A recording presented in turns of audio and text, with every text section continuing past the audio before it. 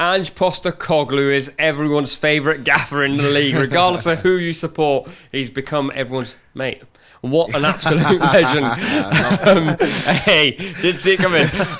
What do you make of Spurs so far this season? It feels like the vibe is back after so many years. I'm thinking way back to Pochettino times. You've got players now who seem happier. Harry Kane's gone out the door, and it feels like actually people are quite fine with that. And there was a time where we were saying, exactly on this show, Football Forecast, if you haven't been watching, that they wouldn't survive without Harry Kane. Yeah. Now we're in this situation. Yeah, no, weight's been lifted off everybody. They're playing progressive football. The managers they had previously did not align with the philosophies of Spurs in terms of who they are in their DNA.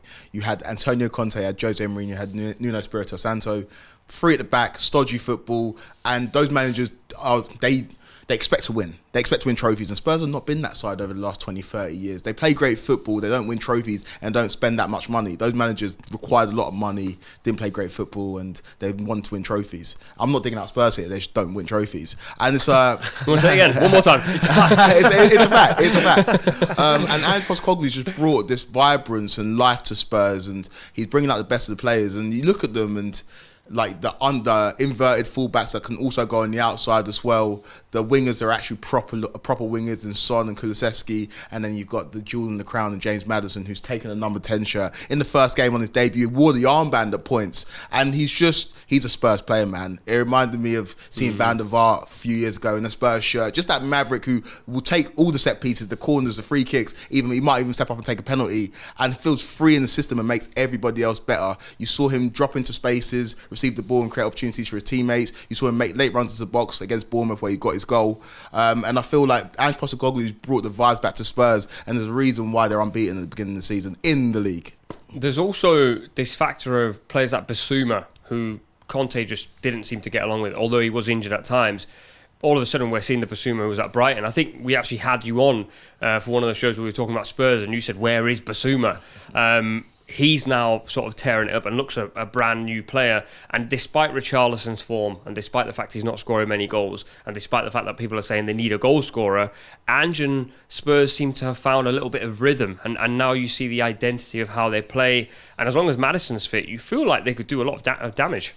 Yeah, listen, it's all brilliant at Spurs, and like we say, there's a vibe at the place at the moment. But there will be dips as well. I think Ange has come in and he's won everyone over with his demeanour, me included. But it's not all going to be plain sailing, as we found out midweek with the Carabao Cup.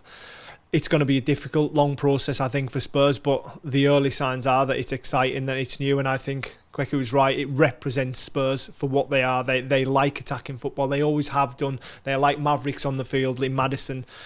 And I think they look like a team that wasn't allowed to attack for the last 12 months. And they've got a beautiful new stadium. I think the Harry Kane saga has hung over the football club for far too long. Is he going? Is he staying? I mean, this has been going on for 3 years now. So I think now that he's left, it's like a breath of fresh air. We know what's going on. And I think there's good times ahead for Spurs. I can't promise a trophy, but I think it's going to be good entertainment.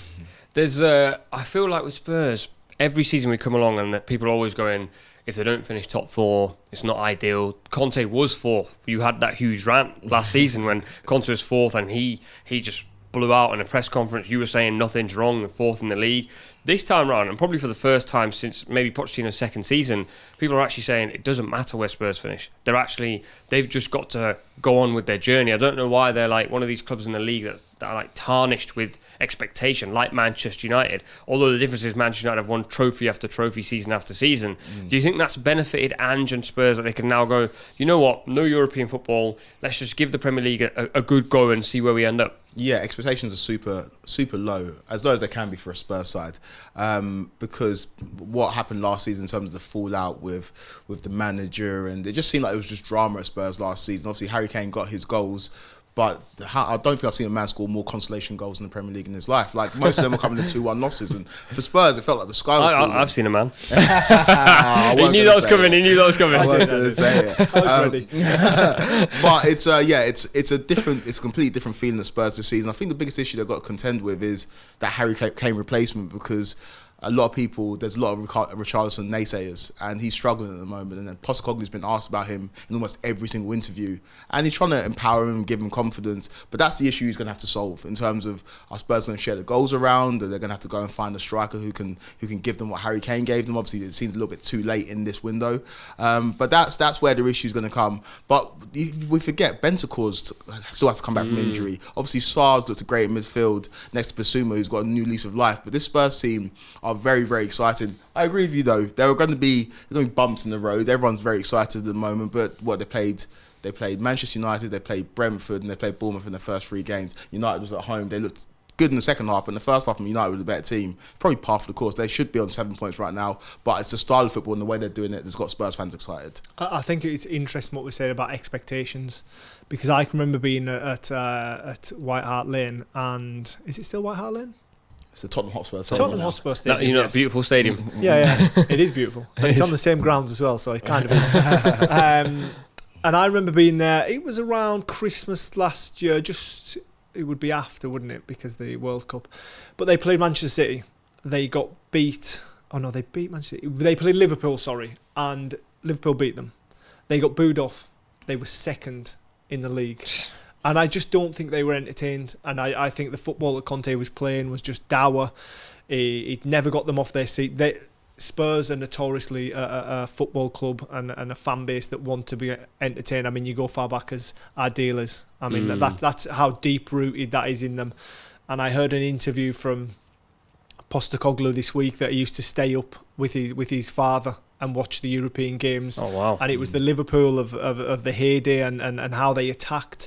And he says, I'm going to do it my way because it's so deep-rooted in me. That's like me and my dad staying up late at night back in the 70s. So I think Spurs are in for a fantastic ride under him.